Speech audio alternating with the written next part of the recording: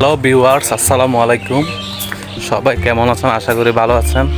গরমে আসলে কেউ ভালো নাই, অতিরিক্ত গরম পড়তেছে। এই গরমে অবশ্যই সবাই স্যালাইনের পানি খাবেন, বিশেষ করে ডাব খাবেন।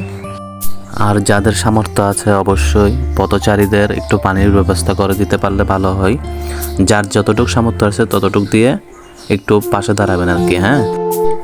আর যারা ধূমপান ইউজ করেন তারা ধূমপান করে রাস্তাঘাটে আগুন ফেলবেন না, কারণ এই আগুন ফেলার কারণে দুর্ঘটনা যে কোনো সময় ঘটতে পারে। কারণ এখন গরমকাল, এখন গ্রীষ্মকাল, গরমের দিন।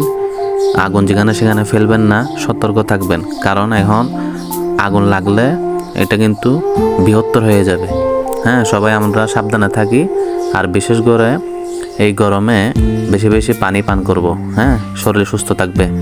সবাই যার যার জায়গা থেকে অবশ্যই নিজে সুস্থ থাকুন, অপরকে সুস্থ রাখুন। আর বেশি বেশি করে গাছ লাগান।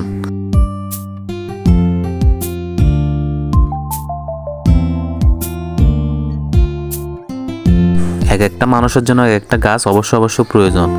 গাছের প্রচুর উপকারিতা রয়েছে, তাই সবাই এই গরমে বাড়ির আশেপাশে অবশ্যই গাছ লাগাবেন। তো সবাই ভালো থাকবেন, দোয়া করবেন। আসসালামু আলাইকুম।